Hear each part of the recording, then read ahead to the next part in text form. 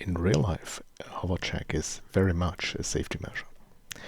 It serves a number of purposes. For one, you would verify that your power requirements match the expected requirements for the weight of your helicopter, including your fuel and stores.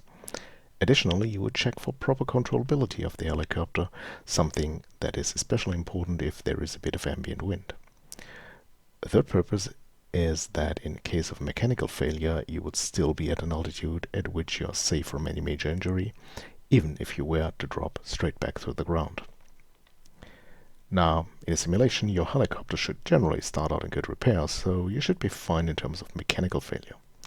Nevertheless, the other purposes of the hover check are still valid, even in a simulation. You want to make sure that you have enough power for the weight you're carrying, and you definitely want to make sure that you're comfortable controlling the helicopter in the ambient weather conditions, especially if there is any appreciable amount of wind. To perform a hover check, you pick up your helicopter to a safe altitude, no more than 3 at most 5 feet off the ground and still in ground effect. Check your instruments and check for controllability of the helicopter. If during those checks you find anything out of the ordinary, set the helicopter back on the ground and investigate. You may have forgotten to flip a switch somewhere. And one more thing. If you plan to do any extensive hovering, for example if you're hover taxiing for a longer distance, or if you are planning to pick up some external cargo, the hover check would be an excellent opportunity to trim out the helicopter. Okay, so now we're in the Huey, and we're going to do the hover check. So, first thing that I'm going to show you is what the aircraft is going to naturally want to do if we don't counterbalance it or correct for anything. So I'm just going to slowly bring the power up until it starts lifting off the skids slightly. And as you can see, the aircraft just wants to spin in a nice little clockwise rotation, pretty much in place without any countering force. Now, as you will also notice, is then I can increase that force or decrease it by adding left pedal. So if I decrease the force enough, the helicopter will just sit with its nose pointed in the exact same direction and it won't do anything. I'm going to bring the power back now. So, Dancer's sitting in the co-pilot seat, and pretty much from his explanation earlier, we are going to go through a hover check. So I'm going to bring the power back up to where it was, add in the left pedal, and I'm going to bring a little bit of left stick and a little back stick to hold it in a hover. There's the bite. I'm going to bring it up to 3 feet.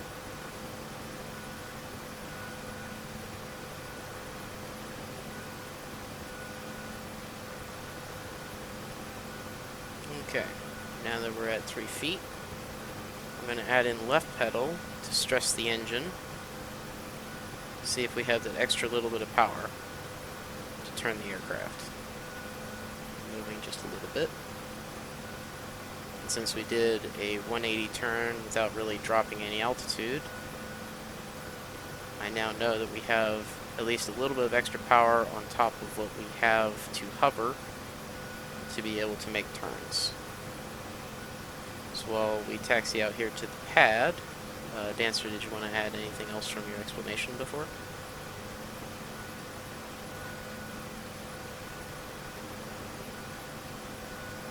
Really, apart from what you want to do is check your instruments that everything is about in the green. So take a look at your mast torque especially. One good thing about the hover check is also that you will notice if you forget to set your radar altimeter, which is something that usually happens to me, because if I'm looking to read that number 3 on the readout and I see nothing, I'll probably put the aircraft back down and switch on the radar altimeter. Yep, and so we can see that we've been hovering consistently between 3 and 5 feet. And we're now lined up on the pad. And since we've done all of our checks, and since nothing seems to be flashing, warning, or beeping, and the aircraft seems to be in a hover, we'll just start taking off. So we'll lean the aircraft forward, add just a teeny bit of extra power, get enough speed to get translational lift, pull up, and we're away.